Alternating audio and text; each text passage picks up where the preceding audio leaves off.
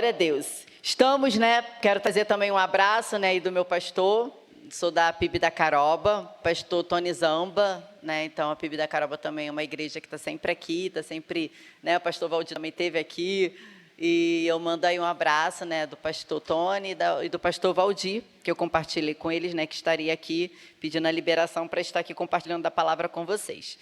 Como a pastora já falou bastante, eu sou Patrícia, sou casada com William Menezes, mãe do Mateus, mãe do Guilherme. Mateus já é casado, já é pastor, e da minha nora, Aline. Então, essa é a minha família.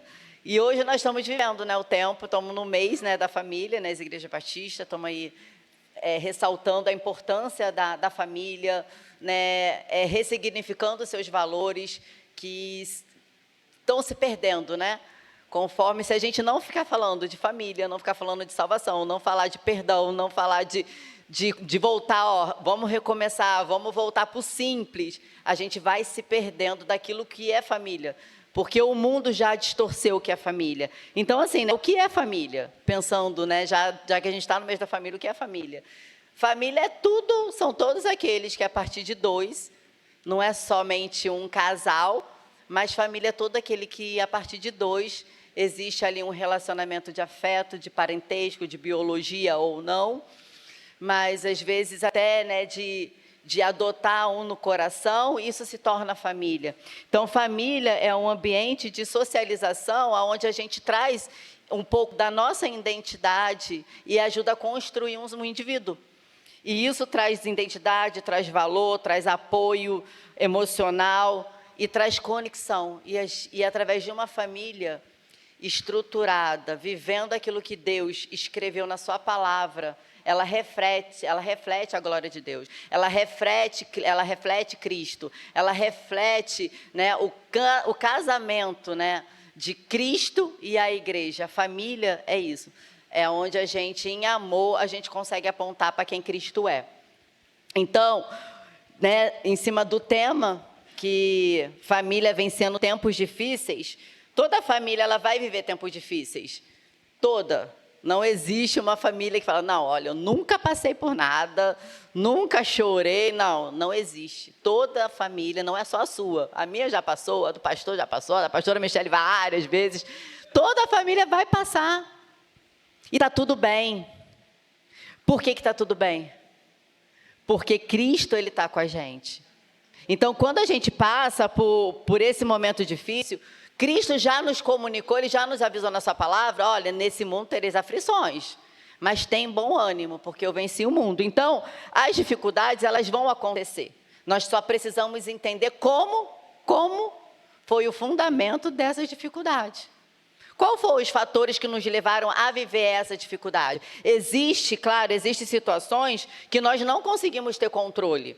Situações como doença, uma doença inexplicável que chega de repente, um diagnóstico que do nada muda toda a sua rotina e toda a sua vida, uma fatalidade, um acidente, a pessoa saiu para trabalhar do nada, acontece um atropelamento, acabou, a pessoa daqui a pouco está no hospital, cheio de ferro, coisas que não temos controle, elas acontecem, chegam os tempos difíceis.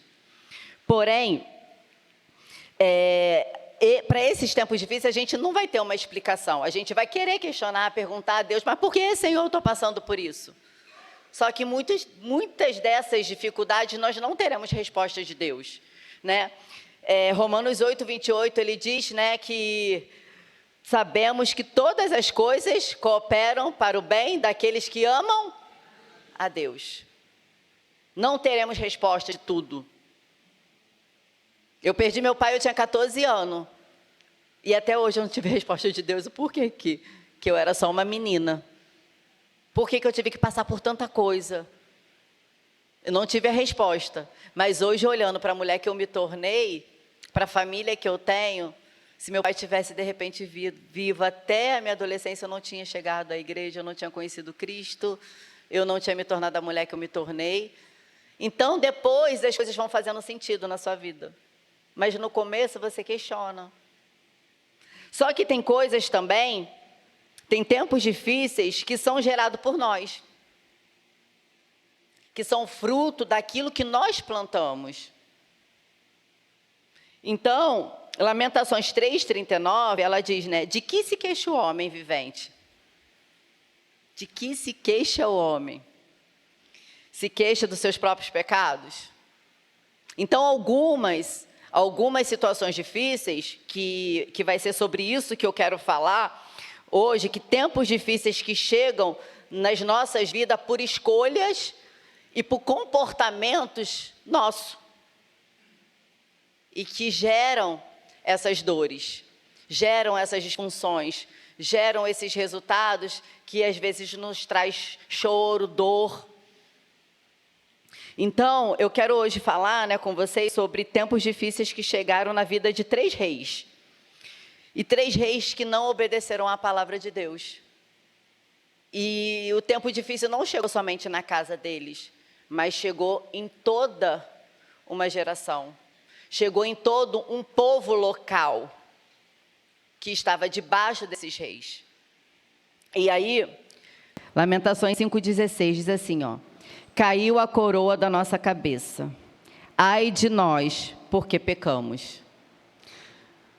Bendito é o teu nome, Jesus. Eu quero te louvar e te entregar, Senhor, esse momento nas tuas mãos. O Senhor é o soberano sobre todas as coisas, ó Pai. E a sua palavra é aquela que nos traz luz, nos direciona, Senhor, para que o nosso coração se alinhe ao teu coração. Obrigada, Jesus, por toda a repreensão que o Senhor tem nos dado e o Senhor vai continuar nos dando, ó Pai, para que possamos, ó Deus, mediante a tua palavra, ó Deus, concluirmos, Senhor, o propósito que o Senhor tem para as nossas vidas e para a vida da nossa família. Obrigado, Jesus, por essa palavra e por esse tempo, e que não saia da minha boca nada, Senhor, que não seja de ti, que não seja do teu Espírito Santo, mas que seja palavras que venham nos libertar e nos tratar, Senhor, nesta noite, ó Deus, como filho amado que somos, ó Pai, porque o Pai, Ele só corrige quem Ele ama. Então, que o Senhor, essa palavra possa gerar, Senhor, semente no nosso coração de transformação, Senhor, para que possamos impactar não somente, Senhor, a nossa casa, mas a nossa parentela, Senhor, e a nossa vizinhança, ó Deus, e que essa palavra ela venha gerar frutos após, Senhor, dia após dia, Senhor, até a nossa descendência, em nome de Jesus. Amém. Amém? Amém? Amém? Glória a Deus. Deus ministrou essa palavra no meu coração. Eu já tenho estudado sobre isso. E quando a pastora me fez a mensagem, me trouxe, né, o convite, no primeiro momento eu falei assim, olha, eu acho que eu não vou conseguir e tal. E aí depois eu estava orando e Deus me trouxe essa palavra. E aí automaticamente eu falei assim, eu já tenho a palavra. E aí Deus começou, depois desse dia Deus foi ministrando no meu coração, né, a gente, né, pensando, e Deus foi estudando. E aí eu quero compartilhar com vocês aquilo um pouquinho que Deus trouxe para o meu coração, né? Trouxe para mim como, né, como filha, né, também tratando-me como família, né, trazendo essa palavra dentro de casa e nos alinhando ao coração de Deus. Então, imagina, né, dentro dessa palavra, né, caiu a coroa da nossa cabeça. Ai de nós, porque pecamos. E aí você fala, nossa, mas eu não tenho coroa, eu não sou rei, eu não sou rainha. Por que essa mensagem? Né? Mas eu quero destacar 3 reis que tinham coroa. E a gente vai aprender com esses reis e a gente vai entender que nós, como os filhos de Deus, nós carregamos coroa dentro da nossa casa. Né? A coroa, ela significa autoridade e honra. Então, o homem, ele carrega a autoridade e a honra. Quando ele se coloca no posicionamento e ele é obediente à palavra de Deus. A mulher, ela também carrega a autoridade e a honra. Né? A palavra lá em Provérbios 31 diz, né, que o seu marido e os seus filhos a louva e a honra como uma mulher virtuosa. Né? Então a gente carrega essa coroa.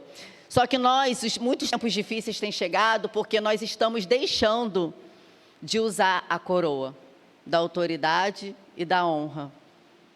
E com isso, a nossa família e os nossos filhos têm sofrido. E é um pouquinho disso que eu quero dividir com a igreja. Então, trazendo um pouco desse contexto de lamentação, imagina uma cidade totalmente destruída, ruas vazias, né, casas queimadas, o templo, um lugar onde o povo adorava a Deus, agora tudo em cinzas, em ruínas. A fome era tão grande que Lamentações 2:20 diz que as mães, elas cozinhavam os seus filhos e comiam.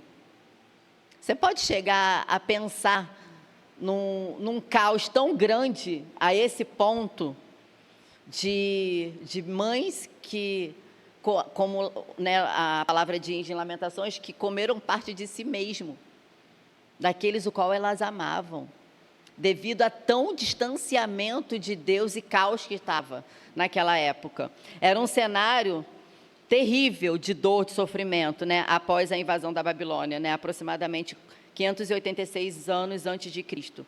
Então, né, Jeremias como profeta chorão, a Bíblia não confirma, né, que não bate o martelo, mas vários teólogos dizem que Lamentações foi escrito por Jeremias, que era um profeta chorão, que ele passou aí anos advertindo reis sobre Judá, para que Judá voltasse para Deus, para que Judá abandonasse a idolatria e se arrependesse, que fizesse o caminho de volta. Já tinham conquistado, estavam prósperos, estavam vivendo tempos de alegria, tempos de gozo, de prosperidade, e o seu coração se voltaram para deuses e para a idolatria. Aí a gente questiona, não, mas a gente não idolatra, não. A gente não tem nenhum tipo de idolatria, não. Eu adoro Deus, né? Eu tenho o meu Senhor. Só que nós criamos ídolos. Nós criamos ídolos dentro de nós sem percebermos. E aonde vem começa a gerar, e aonde nos leva para esse tempo difícil dentro da nossa família. Carregamos ídolos, às vezes, tudo que a gente coloca acima de Deus se torna o nosso ídolo. Até a própria família pode se tornar um ídolo. Os filhos podem se tornar um ídolo, né? O trabalho pode se tornar um ídolo, quando eu só penso sobre isso e tiro aquilo que é de Deus. Então, mas os reis, eles endureceram ali o seu coração, e o povo preferiu outros deuses, e se corromperam, né? Então, assim, Lamentações 5 não é apenas um lamento pessoal, ele é um reconhecimento coletivo de uma geração dizendo, nós perdemos a nossa identidade para sermos escravos. Então, a gente aprende muito com esse livro, né, de tudo que o povo passou por não ouvir a voz de Deus. E perderam ali a coroa, né? Então, Jeremias, ele é como se Lamentações fosse a igreja. Lamentações é como se fosse a igreja desse tempo, que fala e que chora pelas famílias que não estão ouvindo.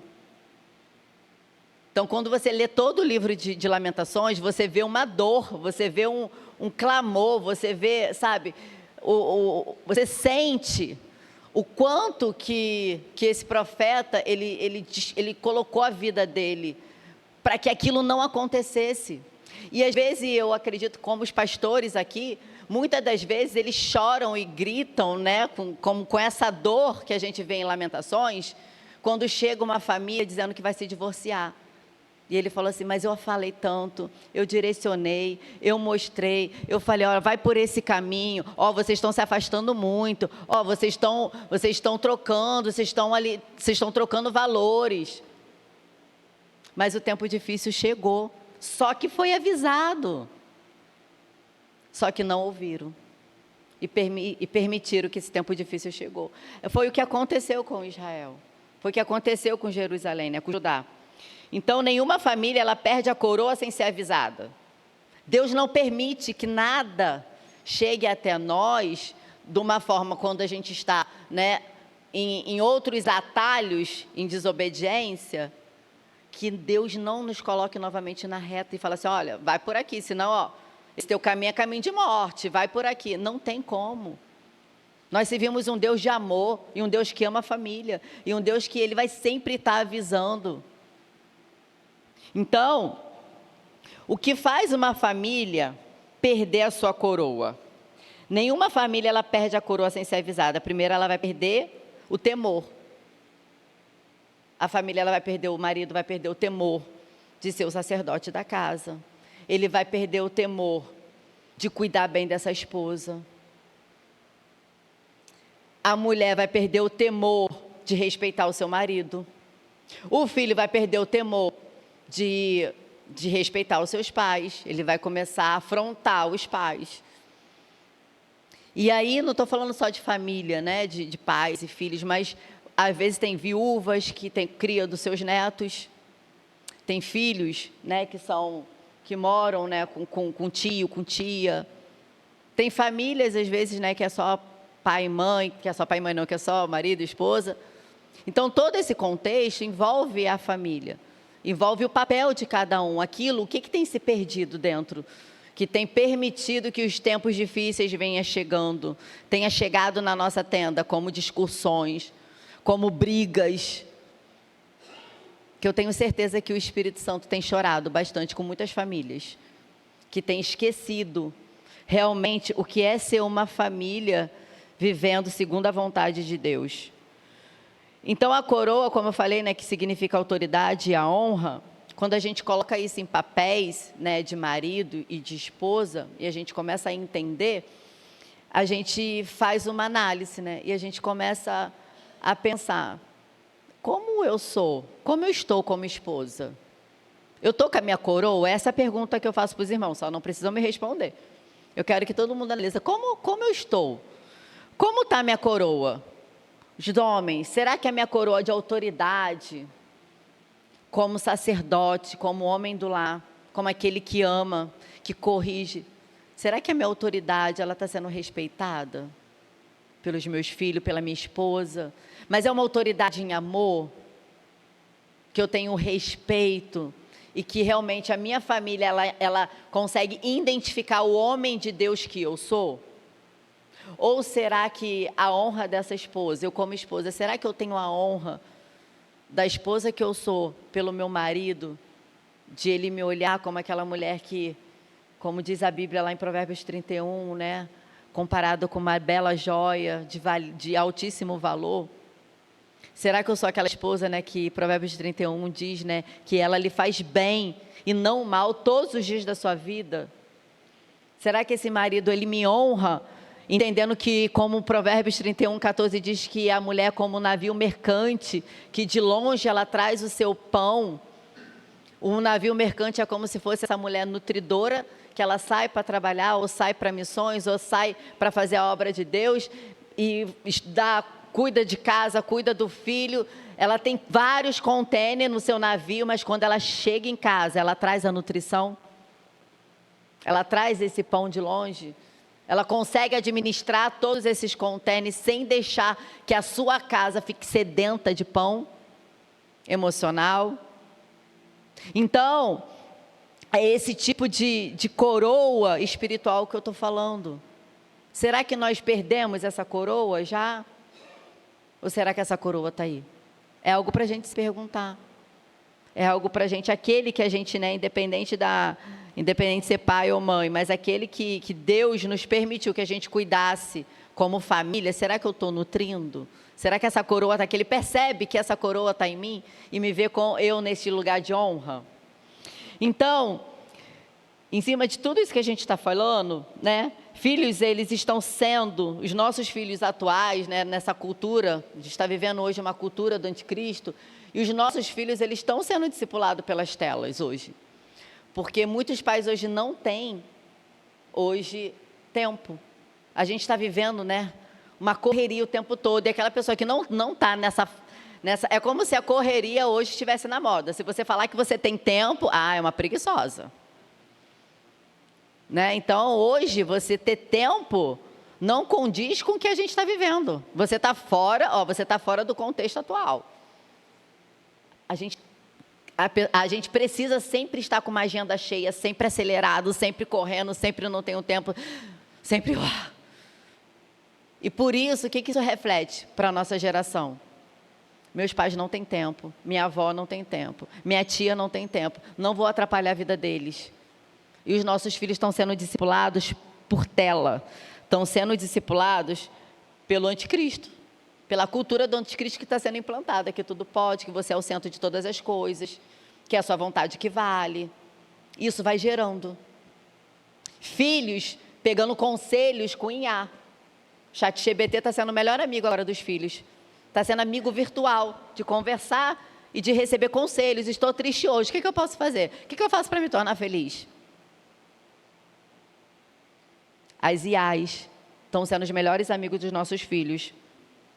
Mulheres que estão pegando o papel dos homens, homens que estão no papel das mulheres. Então, assim, são todas essas disfunções que estão acontecendo, que está gerando a queda da nossa coroa como família. Que está trazendo uma desfiguração da família original de Deus. E aí, pegando um pouquinho sobre esses 3 reis que eu quero compartilhar com vocês, que fizeram gerações sofrerem por suas omissões. O primeiro reinado que perdeu a sua coroa foi Saul. Saul perdeu a sua coroa porque ele negociou obediência. Deus mandou Saul destruir todos os amalequitas, destruir todas as coisas e matar o rei. E Saul, né, isso está em 1 Samuel 15, de 1 a 31. E Saul, ele vai para a guerra, Deus enviou, ele falou, né, através do profeta Samuel, vai para a guerra que eu te darei, né, todos os amalequitas, mas mata tudo, mata o rei, porque isso aí é porque uma vingança para Israel, né? E aí o que ele faz? Ele cumpre parcialmente. Ele destrói todos, a Bíblia diz que Deus manda destruir até bebês, né, de seio, recém-nascidos, de tamanha maldade que o povo do povo de, esqueci o nome dele, isso agora. Me ajudem aí, gente.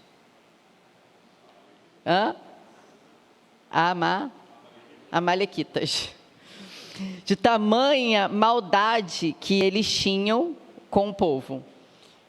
Que comiam seus filhos, né, faziam sacrifícios. Então, eles eram tão terríveis, amalequitas, eram tão terríveis, que Deus mandou destruir por completo até os seus filhos de colo, para que não tivesse realmente, né, nenhuma ervinha ficasse ali.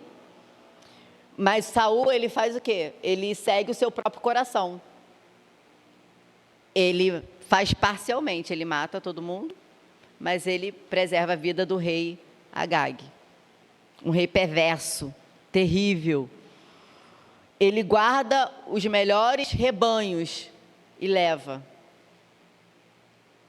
Então, assim, ele desobedece aquilo que Deus mandou ele fazer. Ele coloca os seus planos acima do plano de Deus. E para completar, o que Saul faz? Ele cria um monumento. Porque ele quis o quê? Ele começou a achar que a glória era dele. Que ele estava começando a vencer as batalhas com a força dos seus braços. E quando a gente pega essa passagem, a gente começa a refletir nela, trazendo para os nossos tempos atuais, a gente está vivendo hoje um tempo que, quando a gente abre a internet, quando a gente, né, começa a ver algumas coisas, até alguns cursos, e essa é a fala, o homem no centro de todas as coisas. E a gente começa a perceber que vai totalmente contra o Evangelho, né? Que não é o servir, que é o amar o próximo. E quando a gente começa como família a nos colocar, entrar no nosso coração esse comportamento de Saul, um comportamento de que os meus planos estão acima dos planos de Deus. Não, primeiro é o que eu quero, não é o que Deus quer. Não, primeiro eu vou fazer isso porque isso que é bom para mim. Não é o que Deus está falando, não é o que a palavra está falando. A minha esposa me irritou, não, eu vou gritar com ela porque ela é minha esposa, eu casei e ela é minha. Mas a palavra diz que você tem que tratar ela com amor e amar como Cristo amou a igreja. Você está colocando a sua vontade, os seus sentimentos, as suas emoções acima da palavra de Deus. É o matar. Quando Deus ele fala para o homem, maridos, amai a vossa esposa, como Cristo amou a igreja. Deus ele criou o homem o quê? Com virilidade, com testosterona. Homem para quê? Para caçar javali e trazer para sua casa, não é isso? Naquela época não tinha mercado para comprar carne. Quando Deus criou o homem para quê? Para caçar, para proteger a família, né? Homem forte.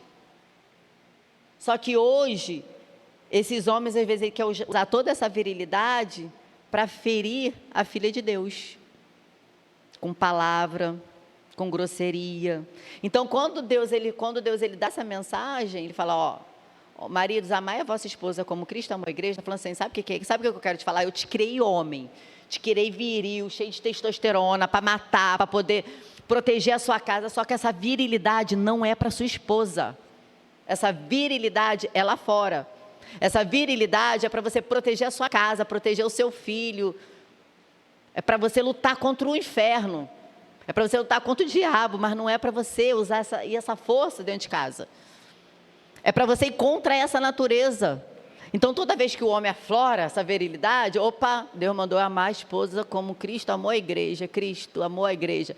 Eu vou contra a minha natureza de virilidade, minha natureza hostil, de pecado, né? E eu vou contra essa natureza e eu vou, amor, olha só, agora eu não estou bem para a gente ter essa conversa. Mas depois a gente vai conversar porque agora eu não estou bem, minha virilidade está subindo, estou cheio de testosterona, não vai dar bom, né, pastor? Então vamos aguardar, depois a gente conversa. Porque lembra que essa esposa que Deus te deu, ela é filha de um Deus. Ela é filha de um Deus. E se ela é filha de um Deus, como diz meu marido, Deus, ele é o que teu? Teu sogro. Ele é teu sogro. Não é isso? Então, imagina. Um exemplo claro. Imagina, né? Vou dar um exemplo claro aqui, Eu tenho a minha nora, aí minha nora está maltratando meu filho. Vou botar de outro contexto. Maltratando meu filho, eu vejo ela lá falando, sendo grosseira com ele, aquela coisa toda. E aí ela vira para mim, aí fala, poxa, sogra, precisava tanto disso aqui, eu vou dar para ela? Eu estou magoada, porque eu estou vendo como ela está tratando meu filho. Aí ela chega diante de Deus também, Senhor, você pode me dar isso aqui? Aí Deus vai falar assim, mas você está maltratando meu filho, nesse momento eu não sou seu pai, nesse momento eu sou seu sogro. A mesma coisa é o homem. Tanto que a Bíblia diz que o quê? O apóstolo Pedro, ele fala que as orações dos maridos ficariam o quê? Não seriam respondidas para aqueles que não amassem as suas esposas, que não tratassem elas com respeito. As suas orações, elas seriam, né, interrompidas. Isso é muito sério, irmão. Isso é muito sério. Então, o que a gente aprende com Saul é justamente sobre isso, que Saul, ele guardou o melhor do rebanho, chamou a desobediência de adoração. Falando, não, mas todos esses rebanhos aqui é porque eu vou sacrificar o Senhor. E o que a gente faz em alguns momentos? A gente desobedece a Deus e a gente quer justificar o Senhor. Não, Senhor, mas eu fiz isso por causa disso. E aonde Deus não está. E aonde a gente colhe o quê? A gente colhe tempos difíceis, tempestade dentro de casa, esposa chorando, sofrendo. E eu não sei por que a minha família, não sei o que está acontecendo com a minha família. Então, Deus, ele não quer obediência parcialmente. Né? No versículo 22, né, de 1 Samuel 15, diz justamente sobre isso, né? Que obedecer é melhor do que sacrificar. Então, visto que rejeitaste a palavra do Senhor e ele te rejeitou. Então essa foi a mensagem que o profeta Samuel, ele entregou para Saul. A coroa do Saul caiu de sua cabeça. Caiu o seu reinado, Deus ungiu o outro. Por quê?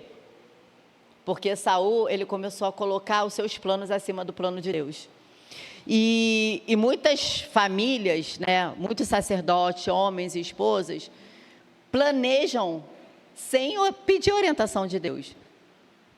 Então, cria todo um repertório, cria todo um destino até para os filhos. Mas você vê, Senhor, o que o Senhor quer que o meu filho seja? O que o Senhor quer que eu ministre na vida do meu filho, para que o meu filho sirva ao Senhor? Eu consagrei o meu filho no teu altar quando ele nasceu. O que o Senhor... A gente entrega o filho para Deus quando ele nasce, depois a gente toma o filho de volta. E aí a gente quer o quê? A gente quer desenhar, não vai fazer o preparatório, vai fazer isso, vai fazer aquilo, vai ser militar, vai não sei o quê. E a gente desenha. Enquanto Deus falou, Deus, né, Ele está olhando lá de cima e fala, olha, eu desenhei outra coisa, eu quero que ele seja um avivalista, eu quero que ele investe. Só que a gente tira até o filho da casa de Deus, botando ele, ocupando o tempo dele, um monte de preparatório, de curso disso, de curso daquilo, só pensando nesse tempo atual. Irmãos, nós precisamos preparar os nossos filhos para ser apaixonados por Jesus. A ponto de quando chegar um grande tempo aí, chegar nesse tempo atual que a gente está vivendo, estourar uma grande perseguição, os nossos filhos estejam tão apaixonados por Jesus que não neguem Jesus. Você está preparando seu filho para isso? Você tem preparado seu neto para isso, seu sobrinho para isso? A ponto de chegar e você tá com uma faca no seu pescoço para você morrer e virar para o seu filho e falar assim, ó, nega Jesus senão eu mato sua mãe. E ele saber o quanto você discipulou ele, ensinou que era ser apaixonado por Jesus, e ele virar e falar assim, não, eu não nego, porque eu sei que é isso que minha mãe me ensinou, é isso que o meu pai me ensinou. Como estamos criando os nossos filhos para esse tempo atual, para ser bem-sucedido e ir para o inferno? Ou como que a gente está criando os nossos filhos? Estamos gastando mais o nosso tempo pensando em ele ser bem-sucedido do que ele ser o ministro da casa de Deus. Esse é o papel nosso. Esse é o papel nosso. Esse é o papel da igreja. Esse é o papel de pai e mãe. Famílias vencem tempos difíceis quando escolhem obediência acima de conveniência. Então, nós não podemos poupar. Saul, ele poupou Agag. Depois os amalequitas reapareceram na história, trazendo destruição. Então, às vezes a gente poupa, vai poupando coisas, orgulho, vai guardando vícios, mágoa, infidelidade, omissão espiritual, e isso volta para destruir gerações. Samuel, quando Davi ele peca, Natan, ele vai lá e ele traz para Davi uma mensagem, né, de que ele pecou lá, quando ele pecou lá com Betseba. E aí o profeta Natan traz uma repreensão para ele, e ele fala assim, depois que ele vai falando lá das ovelhinhas e tal, ele vai explicando, lá no capítulo 12, versículo 12 diz assim, né, o que tu fez às escondidas, seus filhos farão à luz do dia. O que fazemos, pai e mães, às escondidas, a nossa geração fará à luz do dia. Isso é muito forte. Isso é para a gente parar, é o que eu falei aqui, ó, a igreja está sendo a lamentações, o aviso para esse tempo. A igreja está sendo esse aviso. E a gente precisa ouvir, a gente precisa entender, a gente precisa parar. A gente precisa ressignificar essa rota lá, ó, recalcular a rota e ver aonde nós estamos nos perdendo. O segundo rei, Jeorão, ele perdeu a coroa porque ele abandonou a herança espiritual. Jeorão, ele era filho de Josafá, o rei de Judá, um homem segundo o coração de Deus. Fez umas alianças erradas no começo, mas ele, voltou, se arrependeu, voltou, colocou o trem na trilha de novo e tocou a vida, continuando sendo fiel a Deus. Josafá morre, seu filho primogênito, Jeorão, assume o reinado. Primeira coisa que ele faz, mata todos os irmãos, para que o seu trono se perpetuasse. Ele se afastou de Deus, o Deus do seu pai, o Deus de Josafá. Casou com Atalia, uma mulher que governava. E aí quando a gente olha, Atalia, depois que o seu filho Acasias morre, ela faz a mesma coisa que o seu marido fez. ela mata todos os seus netos. Então, marido, muito posicionamento, muito comportamento que você tem, pode refletir na sua esposa. E essa esposa, ela pode replicar esse comportamento ruim quando você não está, na sua ausência. Na ausência, Jeorão morreu, né? Ele morre. A Bíblia fala, né, que Deus envia o profeta e fala para ele que ele ia morrer de uma doença, né, que ele ia sentir muita dor e ele ia sofrer muito ali. Por quê? Porque ele foi desobediente, por ele não ter seguido o caminho do seu pai e ter feito aliança com a casa de Acabe. Ele trouxe a idolatria. E aí, casou, fez uma aliança com Atalia, que era filha de Acabe e Jezabel. Ele trouxe os ídolos, ele trouxe a maldade para o meio do povo, um povo que estava sendo discipulado pelo seu pai, Josafá, que estava alinhado com Deus, e esse povo passa a ficar contaminado por esse rei. Esse rei, ele perde a coroa de uma forma terrível, com uma doença terrível, cheio de feridas, gemendo, sozinho, com um fim terrível. Por quê? Por causa da maldade do seu coração. E aí, quando a gente olha para esse reinado, um homem que induziu a idolatria a Judá e os moradores de Jerusalém, né, influenciou ali, ele rompe um legado santo, uma herança espiritual abandonada, e geram famílias vulneráveis. Há famílias vivendo tempos difíceis porque esquecem quem ensinou a orar. Jeorão esqueceu os mandamentos do seu pai. Ele esqueceu todo o ensinamento, ele se afastou de Deus de uma maneira tão grande, a ponto da maldade dele se perpetuar, né, a ponto dele perder toda a sua descendência. Porque a sua esposa depois mata todos os seus netos. Só que um é guardado por uma mulher.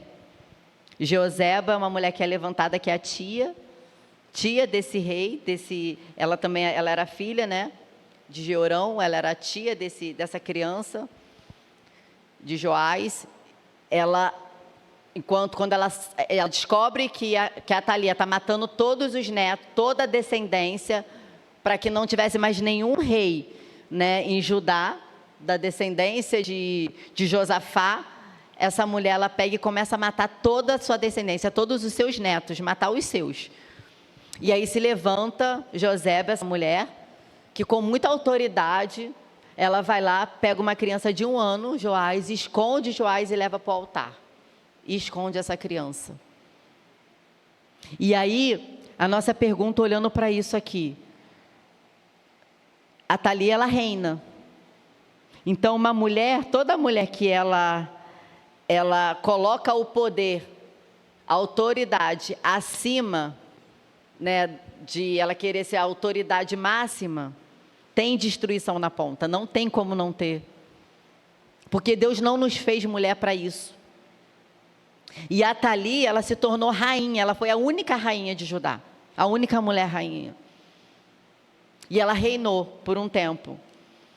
E aí o que a gente entende com toda essa história? De que uma mulher que destruiu, que matou todos os seus por causa de poder e autoridade. Mas existiu uma outra mulher, Joseba, que ela pegou aquele que seria destruído e acolheu. E nós, como família, precisamos entender e olhar ao nosso redor, a nossa parentela. Quem são os Joás que estão perdidos por aí? Que a gente precisa ir lá e resgatar. Que está debaixo de uma opressão de uma Atalia, que está sendo maltratado. Às vezes é um sobrinho, às vezes é um primo, às vezes é uma criança da vizinha, que precisa que uma Joseba se levante com a autoridade e comece a apresentar e levar ela para um altar, trazer essa criança para a igreja, para que ela venha a ser cuidada e gerada dentro da casa de Deus, como Joás foi e depois foi preparado para ser um rei. Então isso é um despertar do Senhor para a nossa vida, como família. A família não é só a nossa casa, mas a gente olhar para os outros que estão né, que se estende da nossa parentela, que a gente possa trazer como família. Por mais que essa criança, né, está sendo oprimida, essa família tá sendo oprimida pelos seus pais, mas que você seja essa Joseba, que você vai lá, que você dê um pouco de amor, que você abrace, que você... Deixa eu levar na igreja, deixa eu levar na escola dominical, e traga para que essa criança ela possa ser ressignificada em Cristo e se sentir amada, e não se perca. Essa mulher, a Thalia, ela foi uma rainha, né, muito cruel, né? E aonde a gente precisa começar a pensar, nós como mulheres, né? A Thalia, é como se fosse a nossa natureza de pecado, que aflora. A autoridade que a gente quer ter quando a gente não tem que ter. De querer governar tudo, de querer mandar. E quando a gente se coloca nesse posicionamento de Thalia, que a gente permite que a nossa natureza de pecado, ela seja mais forte do que o espírito, que a gente quer mandar no marido, que a gente quer mandar na casa, que a gente quer ter domínio de tudo, que a gente quer ter controle de tudo, quer governar sobre todas as coisas, a gente acaba fazendo como ela fez, matando os nossos, sufocando os nossos. Porque a gente está apresentando um tipo de mãe, um tipo de esposa, diferente daquilo que foi criado por Deus. E aí a gente mata a nossa geração. Porque né, não é uma maternidade, né, é um narcisismo imposto. Quando uma palavra, né, que eu aprendi assim, como submissão, a submissão é quando você permite perder o controle das coisas. Nós como mulheres, às vezes as pessoas falam assim, mas a mulher tem que ser submissa, mas submissão, isso. Não, essa submissão é você estar junto com o seu marido, lado a lado, sob uma missão, junto para levar sua família para o céu. E quando eu como mulher, eu falo assim, não, eu não quero mais ter o governo de todas as coisas. A parte que é do meu marido, ele vai governar. A parte que eu tenho que governar, eu vou governar. Cada um dentro do seu papel. E como eu falei aqui, que os tempos difíceis, eles chegam para que a gente vença esses tempos difíceis dentro da nossa família, a gente precisa matar a Thalia que há entre nós, que há dentro de nós. Que é essa natureza de querer estar na frente. Por quê? Porque a gente está vivendo hoje num contexto de uma cultura, né, como eu falei aqui do anticristo, que a mulher é a mulher que tem que tomar a frente, que é a mulher que tem que estar na frente. Toda série que você vê hoje, todo filme que você vai ver que a líder é a mulher. E isso é o quê? Isso é algo que é gerado inconsciente, para que você, quando você se coloque numa posição inferior, você não aceite. É a cultura do anticristo através das telas, que quer transformar e nos tirar da posição que nós somos. E aí, entrando agora no reinado de Zedequias, que é onde, né, a gente está falando, que a gente começou todo esse contexto, Zedequias, ele perde a coroa porque ele endurece o coração. Ele é o último rei de Judá, ele não ouve as advertências do profeta Jeremias, recusou o arrependimento e persistiu na idolatria. Jerusalém foi destruída, o templo foi queimado, seus filhos foram mortos na sua frente e os seus olhos foram furados. Ele perde a visão. A desobediência a Deus nos torna cego diante daquilo que é espiritual, e tudo passa a ser normal. A primeira coisa, hoje o inimigo não está preocupado, o diabo não está preocupado de tirar a gente da igreja, não. Ele está preocupado em furar os nossos olhos espirituais, para que a gente continue aqui, mas sem visão. Sem visão do que é família, sem visão do que é papel, sem visão do que são as responsabilidades. Então, depois de vocês, né, cada um lê o capítulo, mas lá em 2 Reis 25, de 1 a 7, vem contando toda a história de Zedequias, vem falando, né, do seu reinado, quanto que ele foi um rei mau, que não ouviu. Deus ficou ali o tempo todo, falando através de Jeremias, se arrepende, volta, tira a idolatria do meio do povo, senão Babilônia vai invadir, sabe, sempre comunicando, sempre avisando. Deus, ele se preocupa com o seu povo. Deus, ele quer o tempo todo estar próximo da gente. Mas a desobediência faz com que nós nos afastamos de Deus. Não ele se afasta de nós, nós nos afastamos. Porque nós nos sentimos indignos. E ele está sempre próximo da gente, nos direcionando e falando: filho, olha só, existe um sangue da cruz que te limpa e te faz se aproximar de nós novamente, faz se aproximar o nosso relacionamento novamente.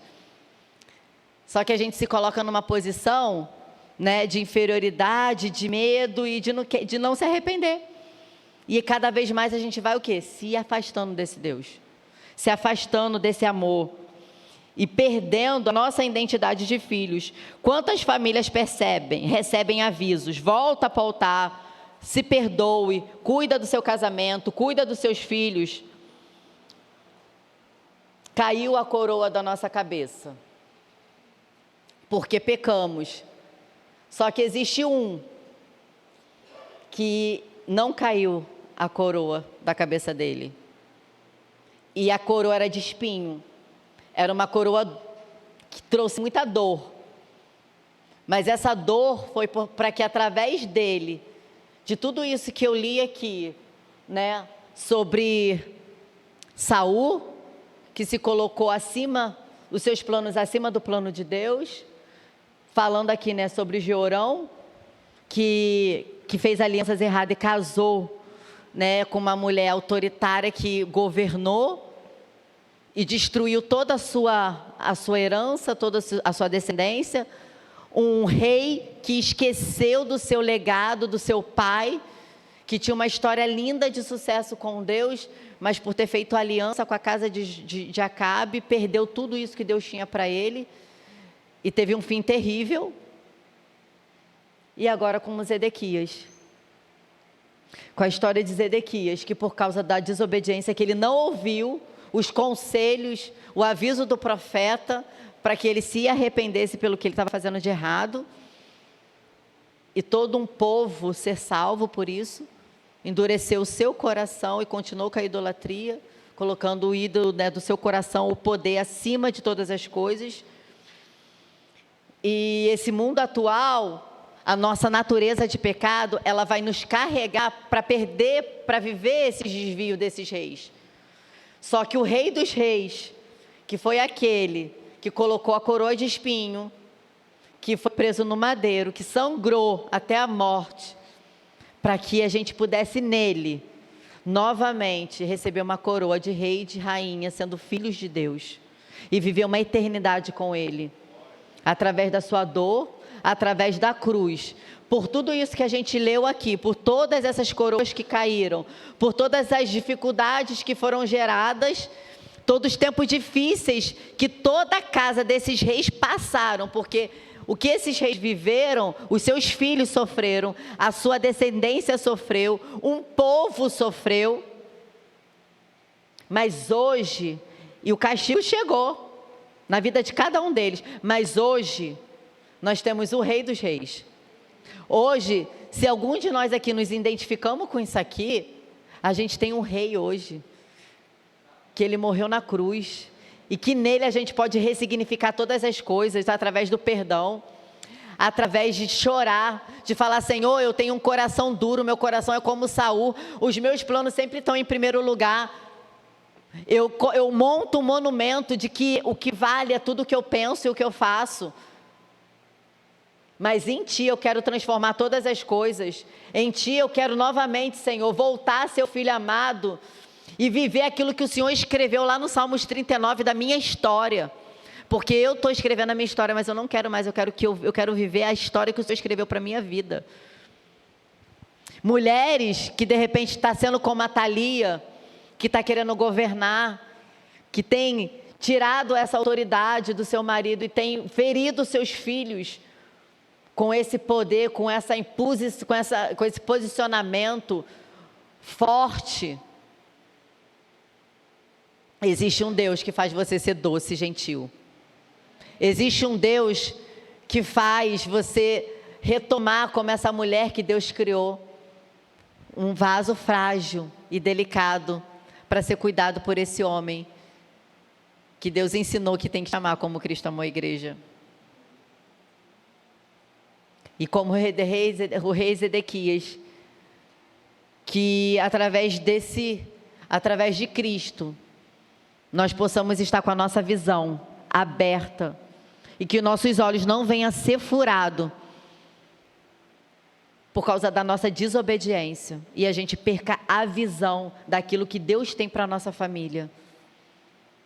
De repente é dentro da sua família que Deus precisa que você discipule o seu filho, para que ele se torne um grande instrumento na mão de Deus, que você discipule o seu neto, o seu tio, o seu sobrinho, que você discipule a sua irmã, que você discipule o seu amigo do trabalho, da onde for, para que ele se torne. Nem todo mundo vai ser Pedro, vai ter Andrés. O André, você não vê quase história na Bíblia do André, não vê, André fez milagre, André fez isso, André fez aquilo. Não, a gente não vê muita coisa de André, mas o que a gente vê foi que André foi que levou Jesus até Pedro. E através de André, Pedro ganhou milhares e milhares de pessoas. Se o evangelho chegou até nós, foi porque o André chegou até Pedro e o evangelho foi espalhado. E Deus está contando com a gente. Deus está contando, de repente você não vai ser um Pedro, mas você vai ser um André. E através de você, através da sua visão espiritual, você vai abençoar, você vai cuidar de pessoas, que essas pessoas serão os Pedros das próximas gerações, para que o Senhor venha a ser glorificado. Então, eu queria chamar meu marido aqui para a gente estar orando, né? Orando, né, por famílias, né, que a família fique de pé, para que a gente possa estar orando, para que a gente possa estar matando as atalias da nossa natureza, para que possa a nossa vida ser edificada em Deus, para que a gente possa entender que quantas famílias, né, quantas famílias venceram tempos difíceis, mas porque voltaram a orar. Famílias venceram tempos difíceis porque voltaram a obedecer. Famílias venceram tempos difíceis porque entenderam o caminho do perdão e da obediência. Irmãos, não há salvação, não existe salvação sem arrependimento. Não existe restauração sem arrependimento de pecado. Se não houver arrependimento de pecado, se a gente achar que a gente nunca peca, a gente não tem que se arrepender, a gente não é digno do céu. Não estamos preparados para entrar no céu. A nossa vida tem que ser uma vida diária de arrependimento de pecado. Diária. Se a gente está vivendo hoje um tempo difícil, mas esse tempo difícil que foi gerado por nós, é tempo de se arrepender e fazer o caminho de volta, para que a gente possa carregar a nossa família para o céu. E o Senhor conta conosco para isso. Amém?